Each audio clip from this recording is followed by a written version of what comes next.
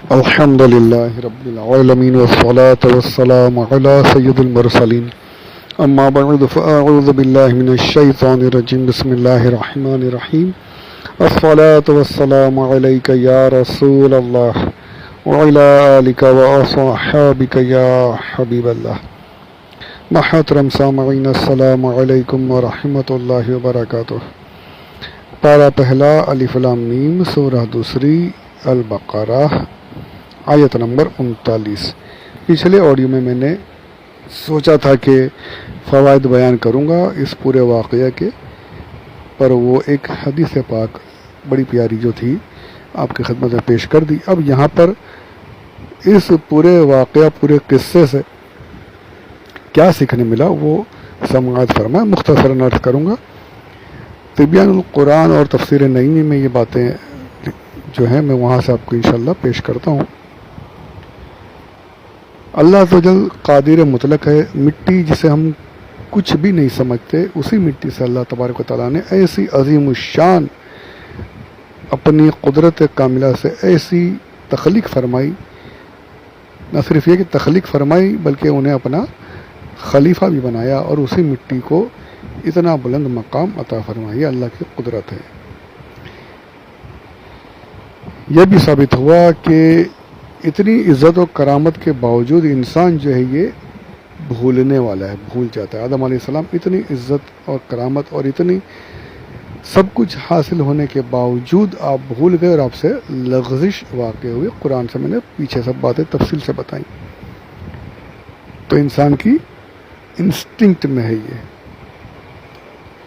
اب یہاں پر یہ بھی پتہ چلا کہ غلطی ہونا صحیح ہوتی ہے، غلطیاں، پر اس غلطی پر نادم ہونا. آدم علیہ السلام سے خطا جو ہوئی، خطا اجتہادی ہوئی، آپ اس پر نادم ہوئے. تو انسانوں سے، ہم سے اگر غلطیاں ہو جائیں، ہم سے تو گناہ بھی ہوتے ہیں، تو اس پر نادم ہونا اور توبہ کرنا یہ آدم علیہ السلام کی سنت ہے. ڈٹے نہیں، اکڑنا نہیں چاہیے، وہ شیطان کا طریقہ ہے. اب یہ بھی پتہ چلا کہ آپ اگر خطا کریں گے، ہم تو گناہ کرتے ہیں، گناہ اگر میں اپنے لیے کہہ رہا ہوں، آدم علیہ السلام کے نہیں، گناہ وغیرہ اگر جو ہم کرتے ہیں تو گناہوں سے نعمتیں زائل ہوتی ہیں. جو اللہ نے جو عطا کرا ہے نا، وہ نعمتیں زائل ہو جاتی ہیں، ہٹ جاتی ہیں، چھین لی جاتی ہیں. آدم علیہ السلام سے خطا ہوئی، آپ کا تاج، آپ کا لباس اللہ عز و جل نے آپ سے واپس لے لیا. یہاں تک کہ کتابوں میں لکھا ہے کہ جب آپ زمین پر تشریف لائے تو عربی زبان، جو اتنی پیاری زبان آپ کو آتی تھی، وہ عربی زبان بھی آپ سے لے لی گئی اور آپ کو عبرانی زبان دی گئی. عبرانی میں بات کرتے تھے آپ. جو قرآن کی زبان ہے وہ زبان آپ سے لے لی گئی تھی، عربی نہیں، بھول گئے تھے آپ. پھر جب توبہ قبول ہوئی تو دوبارہ پھر واپس سے آپ کو عربی آنے لگی. تو یہ پتہ چلا کہ اگر ہم گناہ کریں گے تو نعمتیں جو اللہ نے عطا کی ہیں وہ چھین لی جاتی ہیں. وہی ہو رہا، ہم گناہ میں مبتلا ہیں تو پھر رزق میں برکتیں نہیں، کاروبار میں ترقی نہیں، گھر میں لڑائی جھگڑے، محبت ہی نہیں، آرام نہیں، سکون نہیں، سب کچھ چھین لیا گیا نا. ہم گناہوں میں لگے ہیں تو پھر کہاں سے معصیت سے نعمتیں زائل ہوتی ہیں. اکڑنا یہ شیطان کا طریقہ. وہ اکڑا، یا اللہ تو نے مجھے گمراہ کیا، ایسے بولا اس نے، تو اس پر لعنت، ہمیشہ کے لیے لعنت. اور نادم ہونا، توبہ کرنا، یہ آدم علیہ السلام کا طریقہ. اور توبہ کا نتیجہ کہ ان کے سر پر خلافت کا تاج رکھا گیا، تو ہمیں وہ اپنانا ہے، اکڑنا بالکل نہیں. یہ بھی پتہ چلا کہ شیطان ہماری طاق میں ہمیشہ لگا ہے. آدم علیہ السلام کی بھی طاق میں تھا اور اس نے نقصان پہنچانے کی کوشش کی. ہماری طاق میں بھی ہر لمحہ لگا ہے. کیسے اس کو نقصان پہنچاؤ، بنی آدم کو کیسے نقصان پہنچاؤ، سب سے بڑا نقصان ایمان کیسے چھینوں، اس میں ہمیشہ. تو اس سے ہمیشہ محتاط رہنا چاہیے، الرٹ رہنا چاہیے، بچے رہنا چاہیے، شیطان سے بچنے کی دعا کرتے رہنا چاہیے. توبہ کا جو ذکر ہوا اس میں حضرت آدم علیہ السلام کا ذکر ہوا، حضرت حوا کا نہیں. کیوں؟ کیونکہ عورتوں کے احکامات مردوں کے تابع ہیں، یعنی عورتیں مردوں کے تابع رہیں گی، ان کے برابر میں یا ان سے آگے آ کر کھڑی نہیں ہو جائیں گی. یہ جو عورتیں آگے آ جائیں گی، عورتوں کو بڑا کر لیں گی، یہ غلط ہے اور ہوتا بھی نہیں ہے۔ وہ میں نے پڑھا تھا کتابوں میں کہ بہت سے کام ایسے ہیں جو عورتیں کر ہی نہیں سکتی، اور ظاہر بات ہے بہت سے مرد بھی نہیں کر سکتے، وہ عورتوں کے ساتھ ہی خاص ہیں، پر مردوں کی برابری کرنا یہ ہو ہی نہیں سکتا۔ تو یہ غلط ہے، یہ سوچنا نہیں چاہیے کہ ہم برابری کر لیں گے یا آگے بڑھ جائیں گے، یہ غلط ہے۔ یہاں پر یہ بھی پتہ چلا کہ اطاعت کرنا اور اللہ کی باتوں کی پیروی کرنا یہ اللہ کو بہت پسند ہے، اور وہ لوگ جنت والے ہیں، اور جو اطاعت سے روح گردانی کرے، منہ موڑے، جھٹلائے، پھر وہ کیا ہے؟ اصحاب النار، جہنم والے۔ اچھا، اب یہ بھی پتہ چلا کہ آدم علیہ السلام کو بہکایا شیطان نے۔ شیطان کو کس نے بہکایا؟ تو یہ علماء نے بڑا پیارا فرمایا کہ شیطان کو اس کے نفس نے شیطان کو بہکایا۔ تو نفس جو ہے نا، یہ اپنے میں پنا، میں یہ نفس جو بہت خطرناک چیز ہے، اس سے بچنا چاہیے۔ بہت شیطان تک کو اس نے گمراہ کر دیا، شیطان کو شیطان بنانے والا نفس، تو اس سے بچنا۔ نفس ہمارے اسلاف کا، صوفیاء کرام کے واقعات پڑھیں گے نا، تو انہوں نے نفس کی ہی توڑ کیا، نفس کو ہی دبا کر رکھ دیا بالکل، یہاں تک کہ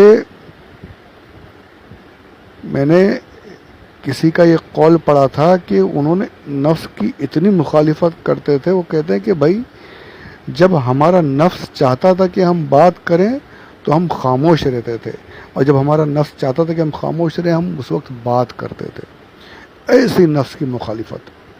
اب اس کو سمجھنے کی بات ہے کہ سچ بولنے سے نفس روکتا ہے، نہیں سچ بولے گا تو پھنس جائے گا، اپنے کو سزا مل جائے گی، یہ ہو جائے گا، پر نہیں، نفس کی مخالفت سچ بولنا ہے۔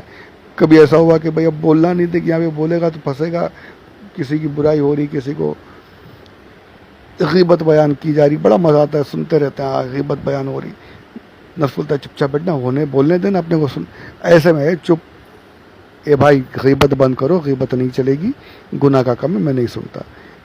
تو یہ نفس کی مخالفت۔ یہ تو میں نے ایک چھوٹی سی مثال دی ہے، نفس تو بہت، اس کے بارے میں تو ہمارے اسلاف کے آپ واقعات پڑھیں تو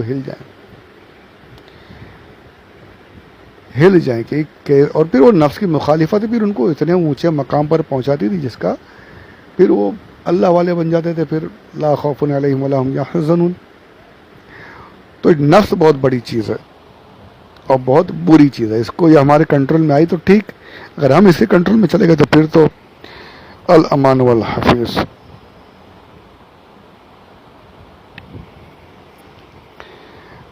اب یہ بھی پتہ چلا کہ سب سے پہلا گناہ جو ہوا وہ حسد کیا نا شیطان نے، تو حسد جو ہے پہلا گناہ، اور اس کے بارے میں نے پیچھے بہت کچھ بیان کیا ہے۔ تو حسد سے ہمیشہ بچنا چاہیے، ویسے تو سارے گناہوں سے بچنا چاہیے، پر حسد اس سے تو بہت زیادہ بچتے رہنا چاہیے۔ شیطان نے سب سے پہلا گناہ جو کیا یہ حسد۔